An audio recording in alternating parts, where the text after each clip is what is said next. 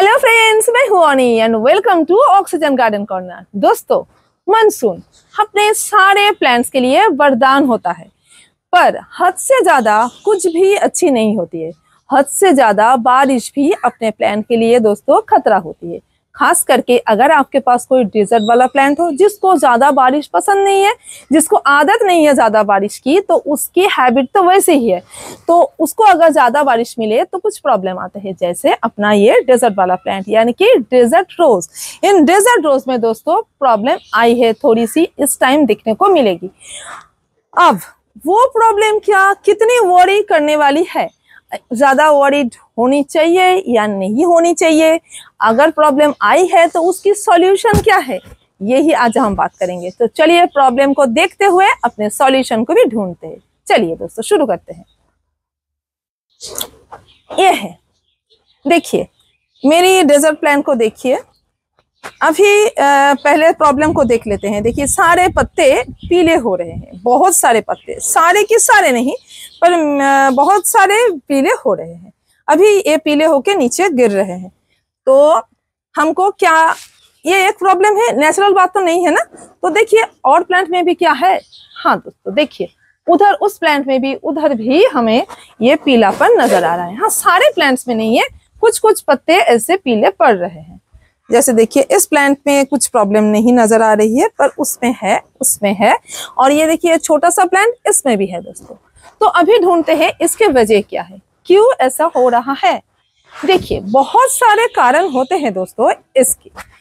एक तो है इस टाइम इतना ज्यादा बारिश है, ऐसे तो नॉर्मल एटमॉस्फेयर नहीं रहता है, तो वेदर में जो स्ट्रेस आता है उसके वजह से ये अचानक से ऐसे पत्ते गिराना शुरू कर सकते हैं।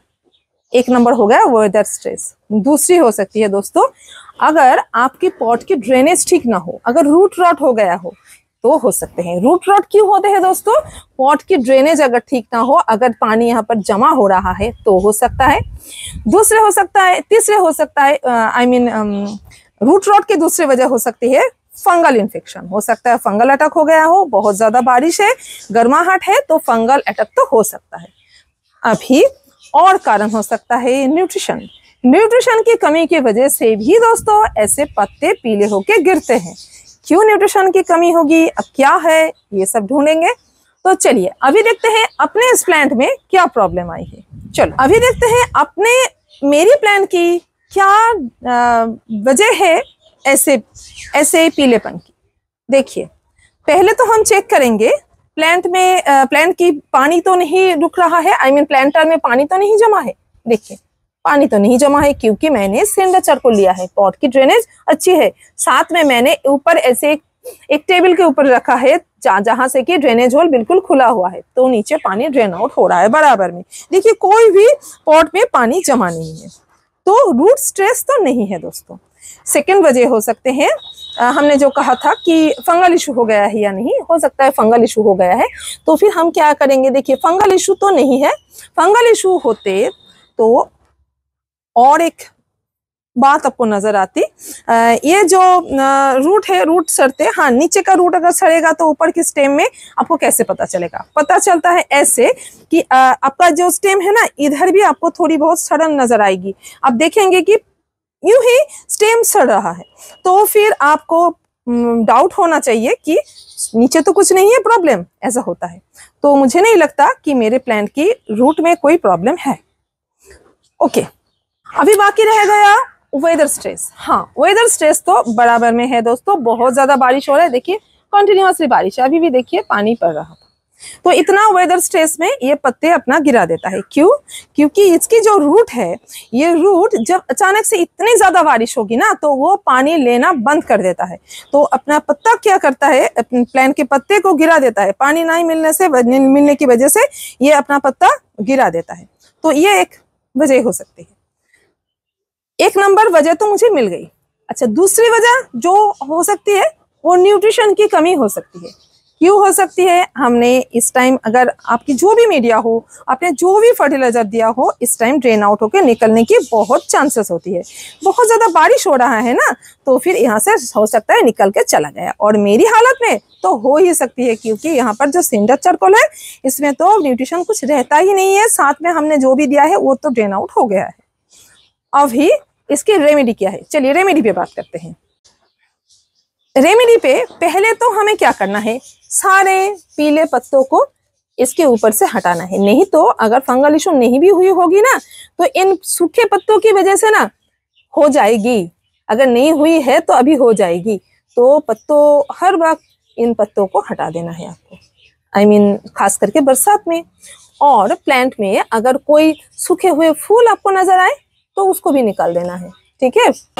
देखिए ये सारे जो सड़े हुए फूल है इसको हटा देंगे। इसको बिल्कुल भी प्लांट में रहने नहीं देना है। सारे सड़े हुए फूल को हटा दो, ठीक है। सड़े हुए पत्ते हटा दो और सड़े हुए फूल। जैसे ये देखिए, इधर ये जो बैठा हुआ है ना पत्ते के ऊपर, ये डैमेज कर सकता है, फंगल इशू कर सकता है, तो हटा दीजिए। ये जो सीड है देखिए सड़ रहा है, तो हटा दीजिए, कोई जरूरत नहीं है सीड की। प्लांट को सही रहने दीजिए, सीड फिर बन जाएगा। चलिए अभी दूसरी ट्रीटमेंट, सेकंड है ये फंजीसाइड। फंजीसाइड अगर हम 15 दिन के अंदर दे चुके हैं तो ठीक है, वरना फिर से देना होगा। और मैंने इसमें 5-6 दिन पहले फंजीसाइड दिया है, तो ये सारे प्लांट्स में मैंने दिए हैं। तो ये सब फंजीसाइड, फंगस की इशू नहीं है, तो ये प्रूफ तो हो ही गई है कि इसमें फंगल इशू नहीं है। और क्या करेंगे, और फिर भी हम एज अ प्रिवेंटिव मेजर हम सारे प्लांट की कॉर्डेक्स को ऐसे दबा के चेक करेंगे, कहीं पर कुछ सॉफ्ट तो नहीं है। अगर कोई सॉफ्ट दिखा तो तुरंत इसकी पे कार्रवाई करनी पड़ेगी, ओके। जैसे देखिए यहाँ पर थोड़ी सी प्रॉब्लम है प्लांट की, पर ये सनबर्न की वजह से हुई थी और यहाँ से भी सड़ सकते हैं प्लांट, पर अभी नहीं हुआ है कुछ भी, तो मुझे बराबर में चेक करना जरूरी होगा।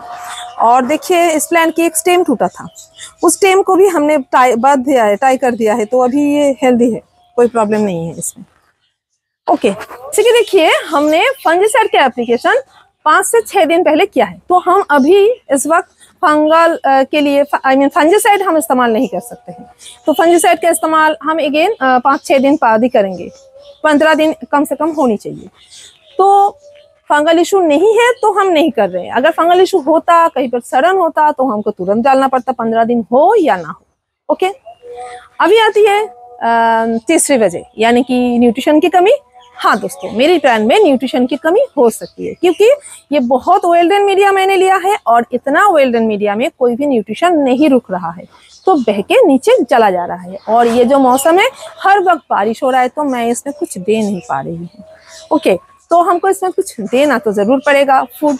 तो जैसे सूखा दिन देखेंगे हम, उस दिन हम उसमें फूड देंगे। तो क्या क्या फर्टिलाइजर दे सकते हैं, ये भी बात करते हैं। फर्टिलाइजर की बात, तो हम इसमें बैलेंस फीडिंग करने के लिए राय देंगे 19-19-19 या तो 20-20-20 NPK लीजिए और 1 ग्राम पर लीटर के हिसाब से घोल तैयार कीजिए और इसके पत्तों में स्प्रे कर दीजिए, सॉइल में भी डाल दीजिए।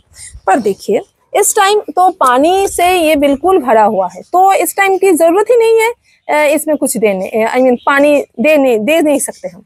जब देखना बरसात के, अगर आपके एरिया में हर रोज बारिश नहीं हो रही है, कभी कभी सूख रहा है, तो सूखे हुए जब होगा वो आपका उसका मीडिया, तो अब उसी वक्त तुरंत उसमें फर्टिलाइजर दे देना 1 ग्राम पर लीटर के हिसाब से। कितने फ्रीक्वेंसी में देंगे आप? 15 दिन में 1 बार देंगे, ओके। इसके लिए इतना ही काफी होगा, क्योंकि बरसात का पानी खुद इसके लिए फर्टिलाइजर का काम करेगा। फिर भी आपको इतना थोड़ा सा देना होगा, क्योंकि न्यूट्रिशन की कमी इस टाइम होते हैं। चलिए अभी दूसरा क्या दे सकते हैं, ये देखिए, ये है सीवीड। आपके पास जो भी सीवीड है, माइक्रोन्यूट्रिएंट है, वो दे दीजिए। ये सीवीड, माइक्रोन्यूट्रिएंट, हार्मोन सब कुछ है, ग्रोथ हार्मोन, इसमें सब कुछ है, तो हम ये इस्तेमाल कर रहे हैं। ये 2 ml पर लीटर के हिसाब से करना, 2 ml पर लीटर, उसके हिसाब से घोल तैयार कीजिए और सारे पत्तों में एक बार फोलियर स्प्रे कर दीजिए। साथ में जैसे कि आपका पत्ता पीला हो रहा है, तो आप इप्सम सॉल्ट को ना भूलें। इप्सम सॉल्ट जरूर दे। साथ में बोरोन भी चाहिए इसमें, क्योंकि नेक्स्ट सीजन में फूल आएगा तो बोरोन भी दे के रखना है आपको। बोरोन, एप्सम सॉल्ट और जो है आयरन। प्लांट अगर पत्ते अगर खराब हो रहे हैं ना तो आयरन की कमी भी दोस्तों हो सकते हैं। तो थोड़ी सी आयरन एक वीक में दे दीजिएगा, दूसरे वीक में आप एप्सम सॉल्ट को दे दीजिएगा। इसी तरीके से कीजिएगा। सारा चीज को एक साथ मत दीजिएगा। कभी आप आयरन दीजिए, एक वीक जाने दीजिए, फिर आप एप्सम सॉल्ट दे दीजिए। इस तरीके से इसकी न्यूट्रिशन की कमी को पूरी कीजिए। और मैंने जो आपको बताया सबको मिला के जो मैंने सगरी का दिखाया ना, ये वाला तो ये तो आप दे ही सकते हैं। इस तरीके की अगर प्रॉब्लम आई तो ये आप दे ही सकते हैं। अगर ना भी आए ना तो भी दे सकते हैं। और एक चीज है दोस्तों जो है ह्यूमिक एसिड, इसको हम हफ्ते में एक बार, हफ्ते में नहीं सॉरी, ये महीने में एक बार देना है। ओके। और जो मैंने सीवीड का बताया उसको भी दोस्तों आप महीने में एक बार ही देना, ज्यादा जरूरत नहीं होगी। पर इस टाइम लीच हो रहा है तो ये सोच के आप एक बार दे दो। ये देखिए फ्रेंड, ये छोटा सा प्लांट है, इसके भी देखिए पत्ते सब पीले हो रहे हैं। उधर देखिए सारे में पत्ते गिर रहे हैं। ये बिल्कुल है वेदर स्ट्रेस और कुछ कारण नहीं है दोस्तों। ज्यादा बारिश हो रहा है तो इतना बारिश इसको सहने की आदत नहीं है, तो ये इसलिए स्ट्रेस की वजह से ये गिरा रहा है अपना पत्ता। ऐसे ना ये विंटर में भी करता है दोस्तों, जब सर्दियां पड़ने लगती है बहुत ज्यादा तब वो अपना पत्ता गिरा देता है। इसीलिए तो उसको डोरमेंसी कहते हैं हम, कि उस टाइम वो अपना काम कुछ नहीं करते हैं। जैसे देखिए ये भी सेम है। तो ये सब दोस्तों वेदर स्ट्रेस की वजह है।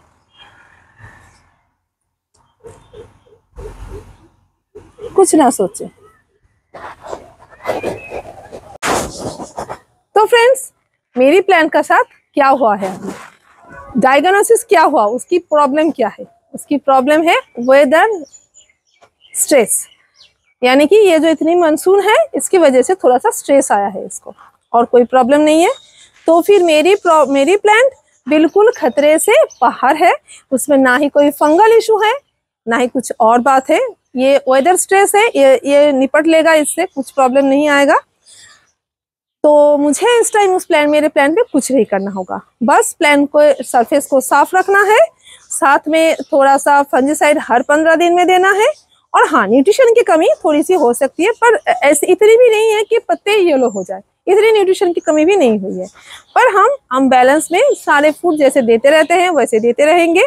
जैसे कि महीने में एक बार हमको ह्यूमिक एसिड, माइक्रोन्यूट्रिएंट, सीवीड ये सब देना है। और जो एनपीके है, एनपीके को महीने में 2 बार देना है। बस काफी है इसके लिए। Thank you.